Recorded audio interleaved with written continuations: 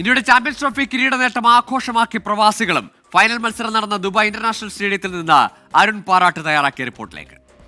ചരിത്ര വിജയം സ്വന്തമാക്കിയത് നേരിട്ട് കണ്ട് സന്തോഷത്തോടു കൂടി ഇറങ്ങി വരുന്ന, മനസ്സ് നിറഞ്ഞ് ഇറങ്ങി വരുന്ന ആരാധകരെയാണ് നമ്മളിപ്പോൾ കാണുന്നത്. നല്ല കളിയായിരുന്നു.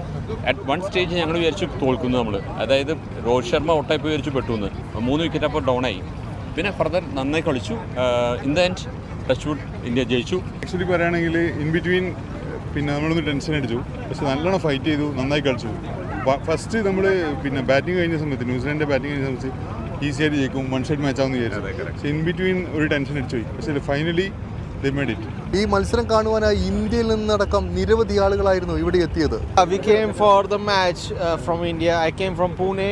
He's from Pune. These guys are from Bombay. Yeah. How was the match? Oh, it was wonderful, excellent. It was an exciting moment that India won. I feel they won after a couple of years the Champions Trophy, and to fly in from India and watching such a great match was wonderful. Rohit, fantastic!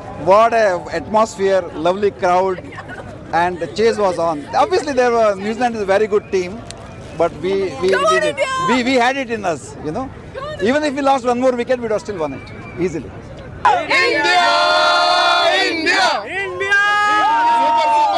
Super മാച്ചായിരുന്നു. Matches പലതും കണ്ടിട്ടുണ്ട്. കപ്പടിക്കുന്ന ആദ്യമായിട്ടാണ്. പ്രത്യേകിച്ച് ഇവിടെ വന്നതുകൊണ്ട് ഞങ്ങൾക്ക് എല്ലാ കളികളും വളരെ സന്തോഷം, വളരെ ഭാഗ്യമുണ്ടായിരുന്നു. വളരെ ഭയങ്കര ഫീലായിരുന്നു. പ്രത്യേകിച്ച് രോഹിത്തിന്റെ ഇന്നത്തെ ഇന്നിങ്സ് വളരെ നന്നായിരുന്നു. ഒരു ഭയങ്കര എന്താ പറയാ, നമുക്കൊരു ഭയങ്കര ഇമോഷണൽ ആയിട്ടുള്ളൊരു മൊമെന്റ് ആയിരുന്നു കപ്പടിക്കുന്നത് ആദ്യമായിട്ട് കാണുക എന്ന് പറയുന്നത്. തീർച്ചയായും നല്ലതായിട്ട് എൻജോയ് ചെയ്ത് എല്ലാവരും. അടിപൊളി മാച്ചായിരുന്നു. നമ്മൾ എന്താ പറയുന്നത്, ഫുൾ എൻജോയ്മെന്റ്, ഫുൾ ത്രില്ലായിരുന്നു. ശർമ്മ പോയതിന് ശേഷം ചെറിയൊരു ടെൻഷൻ ഉണ്ടായിരുന്നു. പക്ഷേ പിന്നെയുള്ള എല്ലാവരും, ഇന്ത്യൻ ടീമിൻ്റെ എല്ലാവരും ഇപ്പോൾ കഴിഞ്ഞ എല്ലാ കളികളും നോക്കുകയാണെങ്കിൽ എല്ലാവരും നല്ലപോലെ പെർഫോം ചെയ്തിട്ടുണ്ട്. ഒരു ഇൻഡിവിജ്വൽ ആരെയും ഡിപ്പെൻഡ് ചെയ്യുന്ന ഫീൽഡിങ് നമ്മൾ എടുത്തു പറയണം. മറ്റേ ഗ്ലെൻ ഫിലിപ്സിൻ്റെ ആ ഒരു ക്യാച്ച്, അത് നമുക്ക് എടുത്തു പറയേണ്ട ഒരു ക്യാച്ച് തന്നെയായിരുന്നു.